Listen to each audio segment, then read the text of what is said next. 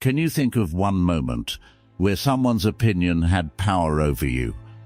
Just completely took over your mind. You lost sleep.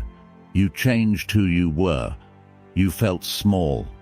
Most people can think of dozens.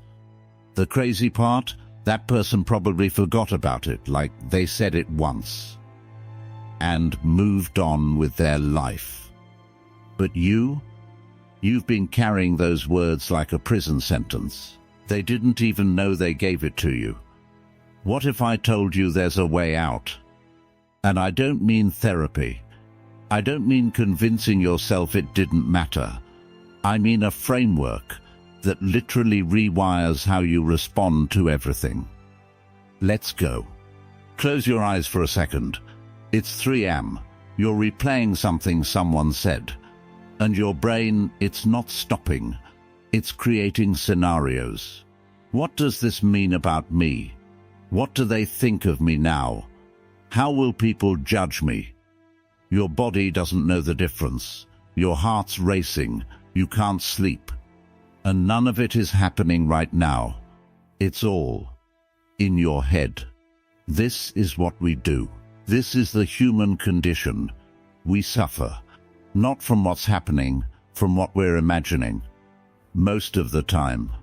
There's a story from ancient Rome. A man named Epictetus. He wasn't a teacher in some fancy school. He was a slave, owned by another man. One day his master twisted his leg, just to see what would happen, just to test him.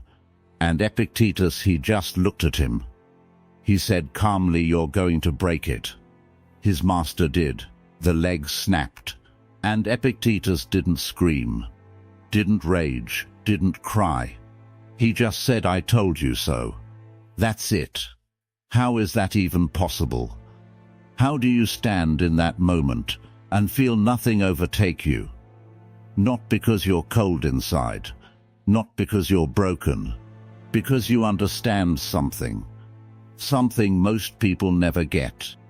Epictetus figured out something. His body, it could be owned, it could be hurt, it could be broken. But his mind, nobody could touch that. His master had power over his leg, not over him. The pain was real. But suffering, that was optional. And he chose not to. That's the whole thing. Right there. Listen, here's what nobody tells you.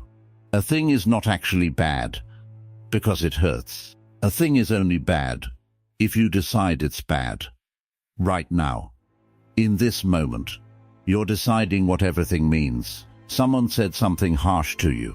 That's one thing. It happened. It's true.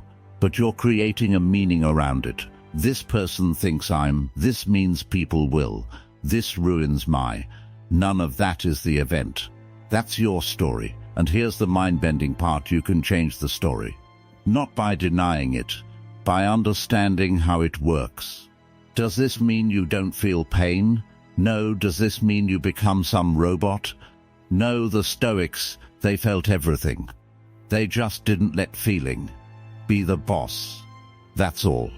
There was this guy, Marcus Aurelius. He ruled an empire. Literally, the most powerful man on earth. He had armies. He had wealth. He had power over thousands of people. But in his personal journal, which he wrote late at night, which he never planned for anyone to read, he wrote something strange. You have power over your mind, not over outside events. Realize this, and you will find strength. Think about that. The most powerful man on earth, and he's reminding himself that real power is internal, not outside. Inside, why would the Emperor of Rome need to be reminded? Because even he was spending mental energy on things he couldn't control. The economy, what people thought of him, whether his son would listen to him, whether war would break out, stuff outside. So he built a system. Every morning before anything else happened, he would ask himself, who am I today? Not what will I accomplish. Who will I be? Patient? Courageous? Honest? Unshakable? That was the question. And by deciding first, he stayed true, even when things fell apart. Picture this in your mind. 2 circles. Circle 1. Things in your control. Your opinion, your effort, your response, your values. That's it. That's what's yours. Circle 2. Things not in your control. Results, reputation, other people's opinions, health outcomes, wealth, timing, the economy, everything else. Now here's what's happening in your life. You're spending 80% of your energy fighting circle 2, obsessing over results you don't influence, worried about what people think, angry at things you can't change. Meanwhile, circle 1 is getting ignored. Your character, your values, your actual power, ignored. The Stoic flips that. 80% in circle 1, building who you are, strengthening your response. 20% on trying to influence circle 2. And something magical happens. You become unbeatable. Not because everything works out, because what doesn't shake you. The Stoics found just 4 things that actually matter. Not achievements, not status, character things. Let me show you. Imagine this. Someone insults you. Public, it stings. Your automatic response? Defend, prove them wrong, get angry. But a wise person, they pause. They ask something different. Is there truth in this? Maybe they said something that actually reveals something about you, something you needed to see. Then they grow. Maybe there's no truth. Then they realize this isn't about me. This is about their fear. There's something they're projecting. Either way, they're stronger. Wisdom is just seeing clearly, not through emotion, through what's actually true. When you do that, nobody can hurt you with a lie. Imagine you're terrified of failing, of being judged, of looking stupid in front of people. A courageous person doesn't ignore the fear, they feel it. And then they move anyway. They do what's right, even when it costs them. There's a philosopher named Seneca, ancient Rome. He knew he was going to die. His emperor ordered it. He had hours left. And you know what he did? He sat down. And he dictated philosophy. He didn't beg, didn't run, didn't pretend it wasn't happening. He just did what was right. Not because he wanted to die, but because his integrity mattered more. That's what courage actually is. Not no fear, just something bigger than fear. Someone does you wrong. Real injustice, real harm. Your natural response? Revenge, make them pay, get even. A just person asks something different. What's the right thing to do? Not for revenge, for rightness. Because they understand your integrity matters more than their punishment. When you respond with justice, whatever they did, it doesn't corrupt you. You stay intact. That's the actual power, not destroying them, but remaining undefeated. An impulse hits you. Anger, the need for approval, the desire to escape. A person with temperance doesn't fight it, doesn't pretend it's not there. They observe it. They ask, does acting on this serve who I'm trying to become? If not, they let it go. Not violently. Gently, like opening your hand and letting a bird fly free. That's mastery, not of the world, of yourself. Here's where people's minds get blown. These 4 things, they're the only things that are actually good. Everything else, success, wealth, beauty, recognition, relationships, health, nice to have, but not good. You can have all of them and still be miserable, still be small, still be broken inside. You can have 0 of them and be absolutely unbreakable. It all comes down to these 4. Right now, Someone's going to say something that bothers you. Could be today, could be tomorrow. When it happens, your brain will react automatically. Defend, explain, get angry. That reaction is fine. But there's a gap, a tiny space between what they said and what you do next. That gap, that's where you're actually free. Here's what you do. Stop. 2 seconds. That's all. Just enough for your automatic reaction to settle down. Then ask yourself, what actually happened here? Just the facts, not the story. The facts. Then, who do I want to be right now? Not who do I feel like being, not what would make me feel better. Who do I actually want to be? Then, act from that. That's it. That's the whole practice. The Stoics had a word for this. Proheresis, your power of choice, your ability to choose your internal response. This is the only thing that's completely yours.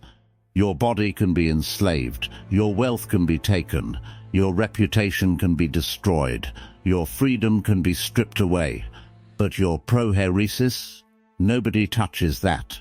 It's yours. Complete, full, no exceptions. That's why Epictetus as a slave was freer than his master. The master couldn't touch it. Every morning, before the chaos starts, sit with yourself. Ask, who am I today? Write it down. One word. Patient, courageous, honest, unshakable, now. When something triggers you, you already know how to respond. You pre-decided. Every evening, review, not to judge yourself. To learn. Where did I lose myself today? Where did I stay true? What would I do differently? This builds mastery, day by day, choice by choice. Everything I've told you is nice. It sounds good, but it means nothing until life actually hits you. Rejection, loss, betrayal, humiliation. This is where it gets real. You've worked years for something. You pour your heart into it, everything, and you get rejected. Publicly humiliated, or someone you trusted destroys you, takes what's yours, or the diagnosis comes, the one you didn't want. This is where the framework breaks most people, or forges them. Most people collapse. Their whole identity wraps around the outcome. I failed. I'm a failure. My life is ruined. But a Stoic recognizes something different. First, it happened. It's real. Don't fight that. Fighting the truth just multiplies the pain. Second, was there something in my control? Did I give full effort? Did I show up with integrity? If yes, then you have nothing to be ashamed of. The outcome is not your responsibility. The outcome was never yours. Only your effort was. You did that. So you're intact. Third, what can I learn from this? How does this shape me? This is where people get stuck. They think, it happened for a reason. That's not it. It just happened. But you get to find what you'll become because of it. Fourth, what's the right move from here? Just the next move. This is alchemy. Taking what would destroy someone else and turning it into fuel, into growth, into depth. The person you become through surviving something hard is different, better, more real, more themselves. This is the Stoic secret. Not that bad things don't happen, but that bad things become material for your transformation. Epictetus was enslaved. His leg was broken. He owned nothing. And he wrote, "He is a wise man who does not grieve for the things he has not, but rejoices for those he has." He rejoiced. A slave, a broken man, a man who had lost everything, because he discovered something that cannot be taken. His character, his mind, his choice. And you can find the same thing. The world will not stop testing you. People will not stop disappointing you. Life will keep throwing things you didn't plan for. That's the deal. But now you understand something most people never will. The event is not the problem. Your relationship to the event is. And that is completely in your control. Not someday. Today, right now. This moment. This choice. This is where you build it. Every choice is a brick. You've been laying them for the last hour. Keep going. The unshakable part of you doesn't get built in a day. It gets built in moments. Exactly like this one. If this hit you, if even one principle landed, you know what to do. Subscribe to Stoic Virtus. Because this is just the beginning. We're building something here. A community of people who refuse to be broken, who understand that the obstacle is the way. Leave a comment below. Tell me which moment changed something in you. I read every single one. Share this. There's someone in your life right now who needs to hear this. They're suffering. They don't know yet that their power is completely in their hands. You can show them.